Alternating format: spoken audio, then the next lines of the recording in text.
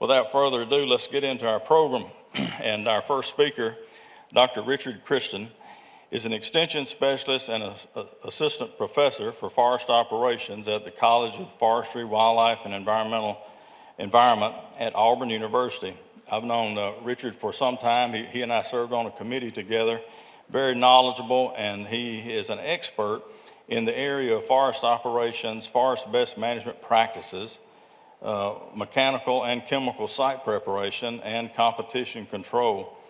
Richard's teaching involves timber harvesting at the college, and his research and extension interests are timber harvesting methods and practices, forest best management practices, BMPs, water quality and site preparation, and competition and invasive plant species control. So with that, let's welcome Dr. Christensen.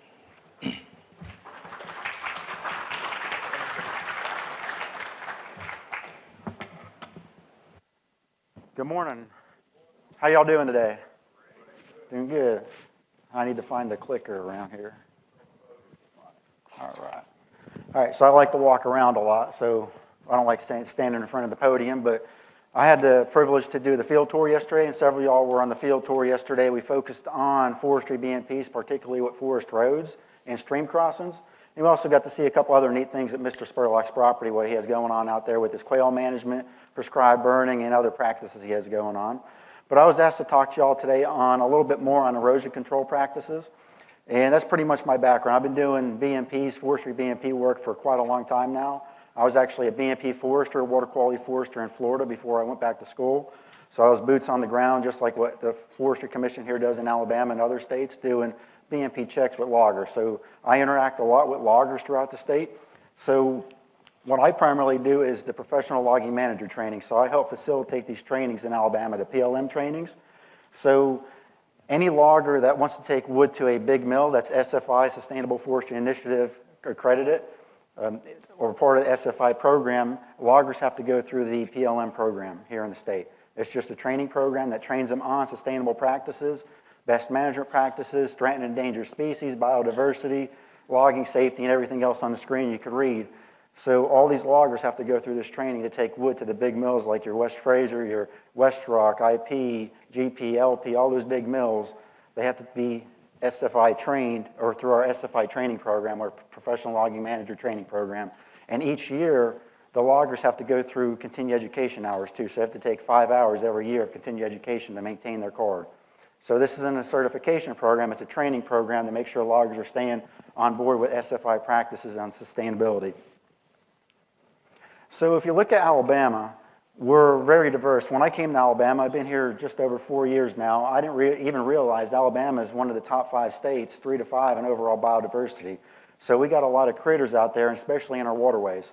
A lot of them in our waterways. And if you look at that, and historically, we've lost a lot of species over the years too, because we're so diverse, and we lose a lot of species, not because of forestry, other stuff going on that has hindered these species. And with that, we have threatened and endangered species. So we're one of the most, or highest states, not the highest state, but in the top 5, I believe, too, in T&E species. So if we're looking at threatened and endangered species in forestry operations, we have to look at the species we want to protect, and a lot of them are in our waterways. We don't really think about the ones in our waterways. The ones we think about are the terrestrial ones, like the gopher tortoise, red cockaded woodpecker. But then we have all these water species, and one example I have on the slide here for y'all is the rush darter species. It's endangered, but its threat is non-point source pollution. So when you think about forestry operations, its issue is non-point source pollution, which is sedimentation. So dirt going into the creek. That's what harms this species. So that's why we have forestry best management practices to keep that dirt from going into the creek and becoming sedimentation. So we don't want that dirt in the creek. And if you look at that, we have 81 protected species in our waterways, or T&E species. And if you look at overall, we have about there's 65 clam species and 16 fish species. And we only got a couple handful of your terrestrial species, like that's the ones we usually think about. We don't know about the ones in the waterways because we don't see them every day. So looking at BMPs, or best manager practices, so they were designed to stop non-point source pollution. So from the 1972 Clean Water Act, the Federal Water Pollution Control Act, is when all BMPs started being looked at in forestry. And in between the 70s and 80s, all the states developed a BMP manual or BMP guidelines. All 50 states have a BMP manual. So they all came about from the Clean Water Act. And that's all to stop from dirt from reaching into the creek. Just like that picture there, we got a forest road right there. We want to make sure we keep that dirt out of the creek to protect those species in the waterways. And non-point source pollution, again, is that sedimentation. It's that dirt reaching the waterway. We want to make sure we protect that. Again, the stream crossings like on the previous picture with the forest road there, we got skid trail crossings and streamside management zones. Got a good picture for y'all here. This wasn't in Alabama. This was in Kentucky where I took this picture here. This is a stream crossing, and it was too wet. The logger was still cutting, and it was too wet. That's not what we want to see in terms of forest operations and cutting timber on a site, because that's making the water all brown there. All that dirt's going in the creek, and just downstream from that is the outflow side. So they were cutting timber just above this culvert up here is where this crossing was, and you can see the water. It's brown. That's not what we want to see, so that's not a good practice. They were cutting when it's too wet, and they should have been off that track and to another part of that track, or just move completely to a new track. So that doesn't happen. We don't want to see that. So looking at soil erosion, so this top picture up here with the forest road up here, y'all could see that this road actually has a ditch on both sides. So it has a ditch on both sides. Y'all know the purpose of a ditch? To put water in the ditch quickly, to get it off the road. This road was not effective with the ditches on both sides. The water's running right down the road and forming a gully to form and washing that road out. So again, they have the BMP there with the ditches on the side, but they don't have the proper road there. That road should be crowned so that water gets off into the ditch really quickly. Because you could see water, especially at the rainfall events we've had here lately, we're getting 6, 7, 8+ inches in a rainfall event. And just think all that rain, that's just going to keep washing down that road and making a bigger gully. Now you can't access your property. So now your road's washed out and you have to come in and regrade it. So what they could have done here is put in some smaller water bars up here where they put it in to get that water to stop it. And I'll have pictures of water bars in a minute, but effectively that road should have been crowned. So it goes right into the ditch. So that would have stopped that gully from forming. And looking at BMPs in general, like I said, all states have a BMP manual. Even the states that don't have a lot of forestry going on here in the central part of the country, they all have BMP guidelines for forest operations too, all from the Clean Water Act. And what this figure is showing is the state regulations. So the white states are non-regulatory BMPs, the red states are regulatory, and the green states like Alabama there are quasi-regulatory. So quasi-regulatory means that somebody in the state could write a citation for a water quality infraction. And in the state of Alabama, it would be the Department of Environmental Management, not the Forestry Commission. The Forestry Commission actually helps the loggers, the landowners, to not have these issues and to fix them if they do occur. So if there is an issue on your harvest or your neighbor's property, the Forestry Commission would go out there, inspect the site. Then they would bring in the logger again and the forester to help fix the issue, and they give them a couple chances. Now, if they don't fix it up after the second chance or so, then ADM is going to get involved, and then that's where the ticket book could come out for the logger there. And potentially the landowner could be there too, since it's on the property. So AFC is there to help y'all out there on boots on the ground. And again, they can't write any citations here in the state of Alabama. And they oversee the BMPs here in the state. And the red states have a State Forest Practice Act where their state forestry agency can go out there and write tickets if there's a water quality infraction or not implementing a BMP. So in Alabama, our BMPs are voluntary. So they're non-regulatory, but again, ADM could get involved if there's a water quality infraction.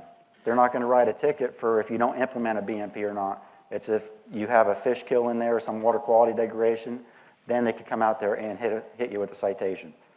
But again, in Alabama, the Forestry Commission's there to help before that even gets to that stage. And that's what I pretty much have on this slide here with the non-regulatory BMPs with the Forestry Commission, and they're out there to provide the technical assistance. That's what their job is. And they got a BMP coordinator that oversees the whole state, and he's the one in charge, and he comes to all the logger trainings too and presents to the loggers on the state BMPs here in Alabama. And then with ADM, it's the act with the Alabama Environmental Management Act is how that makes them regulatory.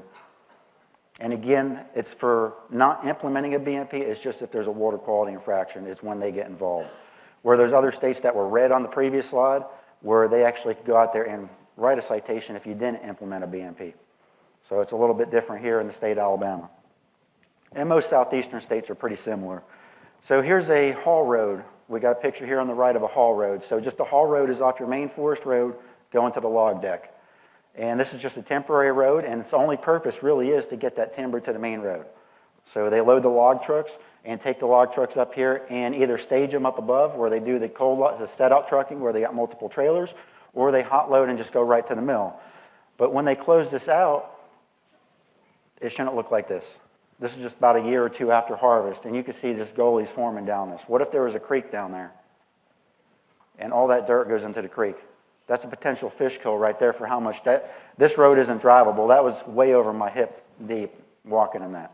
So this is over in Macon County, so not too far away. So proper planning would go a long way.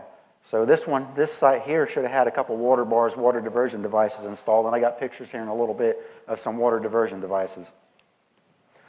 So this one's actually in Barber County, not too far away from here. So we got another forest road right here, and this was a site where they do cut timber, but they weren't cutting any, there was no active timber harvest, so this is just a forest road that wasn't maintained over time. So here you can see a lot of erosion happening. It's hard to see with this picture right here, but that's actually hip deep on me. If I walked into that, that was up to my hip. That's how much dirt was moved. And that was pretty significant because if you look on the left picture, and I turned right around 180 degrees and took a picture down, there was a culvert there. There's no culvert now because all that dirt washed down there and backed up the culvert and blew it out. Now, what if that protected fish species, that one of those darter species or clam species was in that creek? And now you got all that dirt in that creek, which is potential kill for that species. So that's where we have our BMP so this doesn't happen. This could have been easily fixed beforehand. And it looked like it was a perennial issue or annual issue where that's not a ditch on both sides, it's just been regraded.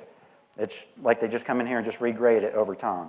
And what they could have done was put some water bars in this or put some gravel down and gravel that approach. That would have gone a long way where that culvert would still be there and there wouldn't be dirt in the creek. Just think how much, y'all might know how much it costs to install a culvert, to bring in fill for that culvert. Now you got several $1,000s to fix up that culvert and potential fish impact there, aquatic species impact. Here's the crown road I was talking about. This is over in Macon County too. So we got a ditch on both sides of this road, and this is a crown road. This is a really excellent road right here. It's graveled, it's crowned, so crowned it comes to a peak in the middle, and it runs right into the ditch on both sides. That's what we want to see from a forest road. Real easy road to lay out right here, and if you got your ditches, you want to make sure your road's crowned. And if you have ditches then, you're going to have a turnout in that ditch. Just think of a ditch just running right downhill. The water's building up velocity, and it's going to take dirt with it. So if it takes more dirt with it, it's going to take erosion going potentially into a creek. If you look at this top left picture, that's that same road as the previous slide over there in Macon County. Right up here on top is a creek around that bend. So if that ditch kept going down, that dirt would go right into the creek. So what they did was they put a turnout in, and they turned it off into the forested area. And you can actually see the dirt here going into the forested area. Now, that's nothing wrong with that. That's what we want to see. We don't want the dirt in the creek going back into the forest land. It is perfectly fine. And you can see the other pictures, too, of some other turnouts of freshly bladed one here on the bottom, and then up here on the top, too. And we could have in-slope roads and out-slope roads, too. So not just crowned roads. So if it's in-sloped, it's going to be turned towards the inward side, and you're going to have a ditch on the inward side. But then with that ditch, you're going to have to get the water out of the ditch again. You can't turn it because you got a bank over here now. So in order to get it out, you have to have a cross-drain culvert coming across this road. Just like this picture where the stake is right here is a culvert. It's hard to see on the screen here, but there's a culvert there from going under the road. So it's taking the water from the ditch on the other side out into the forested area. So we're getting that water off the road. And an outslope road is what it pretty much means. It's just sloped outward, and that water could just run right off the road. So with that one, you have to be a little cautious where you don't make it too steep, and it gets too wet, you could potentially slide off the road too. So that one could have a little issues with it with that. And one thing I tell landowners all the time when I meet with them is gate your property if you can. Keep traffic off your roads. So if you don't live on the property and you don't have much control over it, have a gate up. Because if you start having ATVs, buggies riding it, all UTVs, that's how you tear up your roads too. Because oftentimes loggers get the bad blame because 6 months down the road, the road's getting washed out. I asked, do you have a gate on your property? No. no gate. You have people riding ATVs, UTVs, trucks on it. That's what's tearing up the road. Because the loggers, most of the time, they're going to implement their BMPs before they leave the track. In the state of Alabama, 98% of the time, a logger's implementing a BMP correctly. So 98% of the time, they're implementing the BMPs. And they're going to have to be set to that because of SFI. Because if they're taking wood to these SFI mills, it could be a potential audit site too. And that could hurt the mill. So the mill's really following up with the loggers to make sure they're implementing their BMP. So one thing I'd advise is to put a gate up to limit traffic, especially after wet weather and any timber harvest. Here we got a broad-based dip for a water diversion device. So a broad-based dip is pretty much just a dip in the road. And what its purpose is to get water right off the road. And that dip means you could take car traffic over it. This is another one over in Macon County where you could drive right over this with a car, no issue there. It's just a little dip in the road, and it's slightly angled, so you get that water off the road. So if you have steep segments and you can't put in water bars because you want to get car traffic over it, a broad-based dip is a good way to go. And then we got water bars and turnouts. So this is down at our Sol & Dixon property down in Andalusia, and they have a lot of forest roads down there, and you have to maintain those roads over time too. So they have a lot of water bars and turnouts to help maintain those roads. And you can see from the aerial shot right here, I was flying the drone, launching it from here, and they got 2 forest roads, and this is just a segment. You can see all the turnouts. All these are turnouts over here, and each one has a water bar associated with it. This one right here, you can see the hump right here from where I parked. We got the turnout coming in, and that one was this one right here. So that's what a water bar and a turnout would look like. And you can see with these, you might have some trouble with getting cars over it. Pickup trucks, no problem. But you can make them a little more smooth so you can get traffic over them too. But what these will do, you install them at pretty much a 35, 45 degree angle, slightly angled, and have that turnout. So what the water does, it runs down the road, hits the water bar, and it's pushed out through the turnout because of the hump in the road. So it's pushed off the road. And one thing with this is you have to maintain these though. Eventually they're going to fill up with sediment. So that's where I see a lot of issues too. If it's filled up with sediment, what's going to happen is this turnout's getting backed up, and now you got water being stationed. It's right over here. It's going to be pulled right here, and it's going to start washing out your turnout or your water bar right there. Here's what a water bar would look like on a skid trail. So a skid trail is where the skidder is dragging the wood. So you got where it's being cut with the cutter machine, the fellow buncher. The skidder is the one that grabs the trees with the grapple and drags big bunches. So that's where we're going to see a lot of erosion too, because you think they're grabbing a big pile of trees, bunch of trees, and they're dragging them on the ground. Because all those tree tops are dragged on the ground all the way to the log deck. So it's very important that skid trails, especially the main trails, are closed out.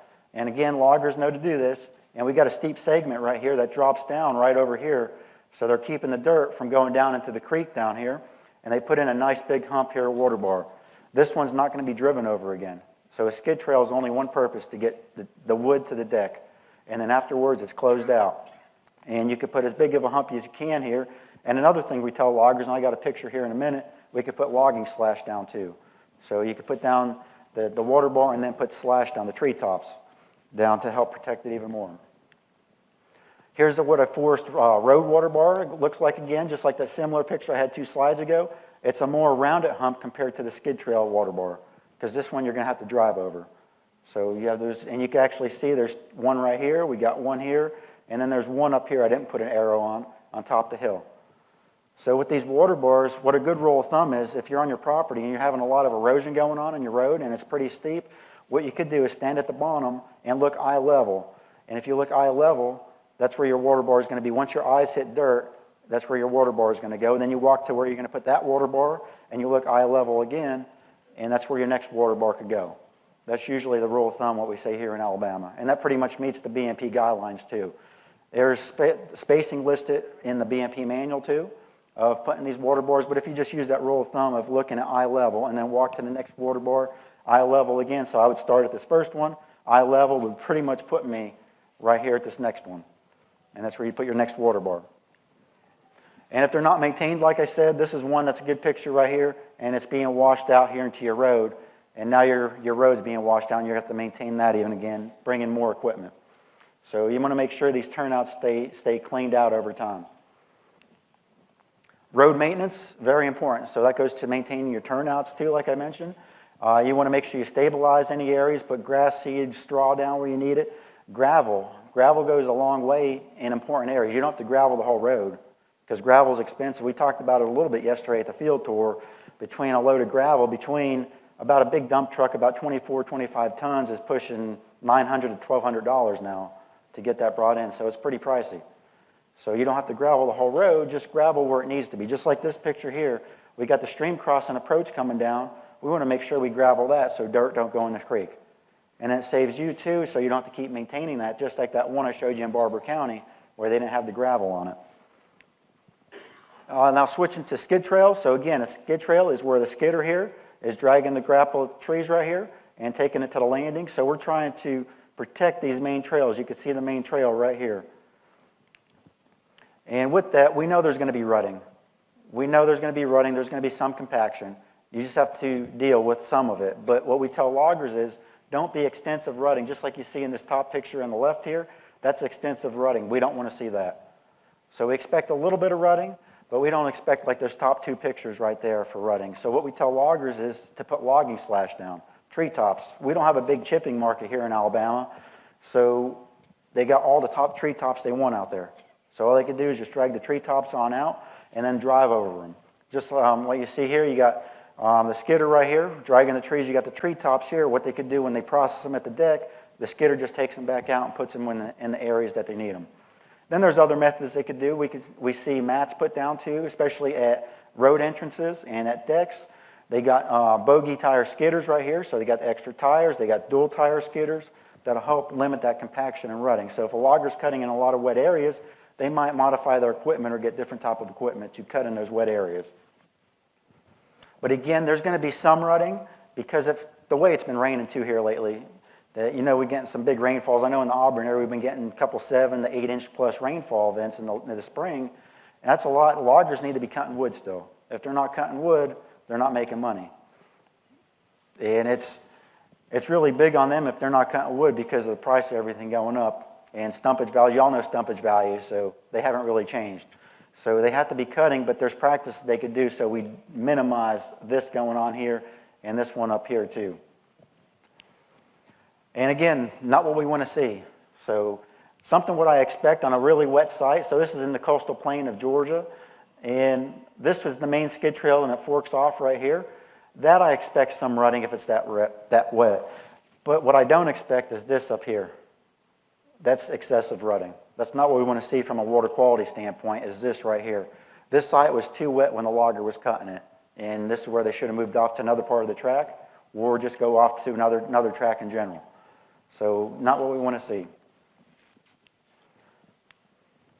Here's some good practices on skid trails. So we got on the left here, both of them actually, we got a little dip here in the road, a little ephemeral type drain, but they put grass seed down and straw. And you can see it looks pretty well there. And this one was actually a temporary culvert over here. So they had a culvert in here, removed the culvert, came in and put grass seed and straw. So really above and beyond BMPs here, but really good practices to do on closing out skid trails.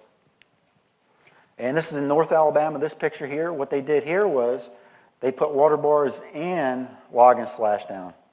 So up in North Alabama, you can think we get a little bit more slope up there, so a little bit more erosion going on. So they actually went above and put logging slash down on the road too to help minimize erosion on that skid trail.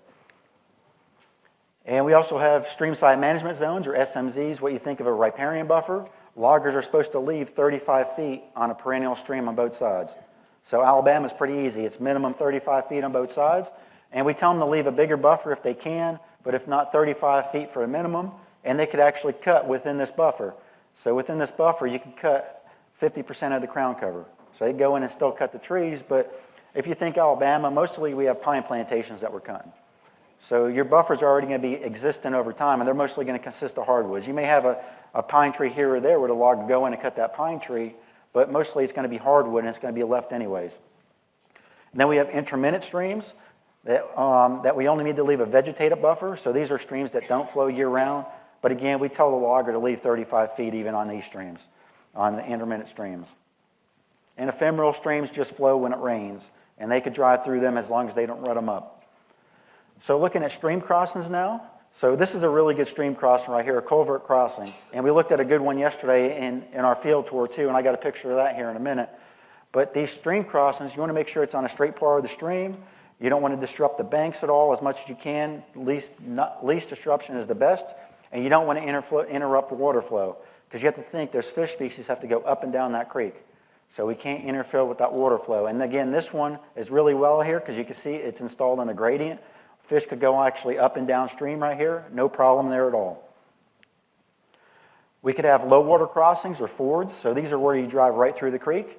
And you can see pictures right here. This I took over here near Lafayette. Since I teach timber harvesting, we go out almost every week and visit loggers. And this was a pretty good crossing. It looks a little brown because it was raining at the time, but they put gravel on both approaches, and it was doing its job. They were driving log trucks right through that. That was actually one site where I didn't think I was going to be able to go to because we take big 15-passenger vans, and this was about 2-3 miles back off the main road. And that logger had a really good road for how wet it was, that we had no problems in those vans. Some culverts here, some bad pictures. So we got a bunch of bad pictures up here. It's being blockage up here. That's the same culvert we seen early blowing out. This one doesn't have the right fill material, and same thing here, fill ratio. So you want to make sure you stabilize those fills. That's where I see a lot of folks mess up with their culverts is they put it too steep with the fill, or they don't stabilize it with grass seed or straw. And here's the picture from yesterday for the folks that weren't on the field tour at Mr. Spurlock's property. And you can see here the outflow side, and then you got the inflow side over here. So really good culvert installation right there. We could have bridges, so wood bridges. Then there's also other crossings too. We got temporary crossings that loggers could use with just putting logs down. This was down in South Alabama, Southwest Alabama. A logger sent me some pictures. They laid the logs across the stream, and then when they removed it, it was removed right here, and that looks really good. There's going to be no issue right there with water quality with how they did that crossing. So during harvest and then after harvest. And we could have skidder bridges. So a lot of loggers have portable steel bridges nowadays. Instead of having a culvert, bringing a culvert in and bringing all that fill, have to remove that fill, they got portable bridges. All they have to do is lay them down, pick them up, and maybe just do a little stabilization here on the approaches. But these are least disruptive for water quality. So this is what we recommend loggers use, but they do get a little pricey too. But again, really good for water quality is these portable bridges. Here's one in Russell County. So a not good stream crossing right here is, you can't even see the culvert over here. It's just a little pipe right there, but you can see the fill really washing out there. You can't really drive over this temporary crossing now. They left it in because probably they're going to replant the site, because they burned it and they're probably going to replant it. But if you leave something like that, that's an issue. The logger should remove it when he's done, because that's all dirt going into this creek. So that's a big issue right there where it should have been removed. And here's a stream crossing in Georgia too that wasn't good. So this is what I was saying with not disrupting water flow. This crossing right here isn't a good one because they used log and slash. That's a big no-no in terms of BMPs. You don't put dirt or debris in the stream. So you have to make sure you pull all that out, but that's the issue. You can't get all that out.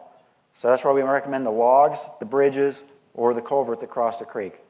Not putting log and slash in the stream, because you can't even see the stream's up here, but now you think fish could go up and down that? Eventually this is going to collapse and end up forming like a beaver dam, and it's going to back up your water and wash away your SMZ right there. I provided you all some links here for some additional sources. There's the BMP manual. I got a couple extension articles. Right here I got 4 articles just on BMPs alone. And with that, I'm actually right on time. I got the red sign up. I'll be around throughout the day, so if you have more questions, just come find me. Thank you all.